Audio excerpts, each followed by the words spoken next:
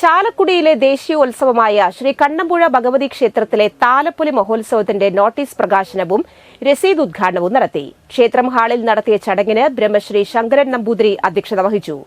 Chalakudy MP Benny Behanan ഉദ്ഘാടനം ചെയ്തു. Guruvayur Devaswom board chairman doctor VK Vijayan നോട്ടീസിന്റെ പ്രകാശനവും രസീത് ബുക്ക് ഉദ്ഘാടനവും നടത്തി. Chalakudy municipal chairman Aby George, vice chairman Ali Shibu, പ്രതിപക്ഷ പാർട്ടി ലീഡർ സുരേഷ്, കൌൺസിലർമാരായ Elizabeth, Bindu Sasikumar, Sudha Bhaskaran, Deepu Dinesh, MM Anilkumar, Kerala festival coordination സംസ്ഥാന secretary Valsan Chambakkara, merchant association president Joy Moothedan, Joby, Thalappoli ആഘോഷ committee general convener KM Harinarayanan, K Gunasekaran എന്നിവർ സംസാരിച്ചു.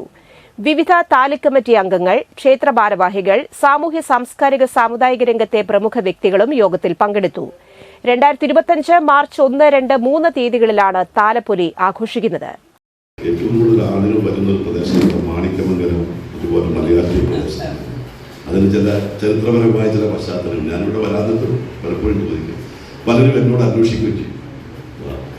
അപ്പോൾ അതുകൊണ്ട് കണ്ണൂർ തൊട്ട് ഉള്ള ആളുകൾ, കേരളത്തിൽ അങ്ങോളമുള്ള ആളുകൾ ഈ ഉത്സവത്തിൽ പങ്കുചേരാറുണ്ട്.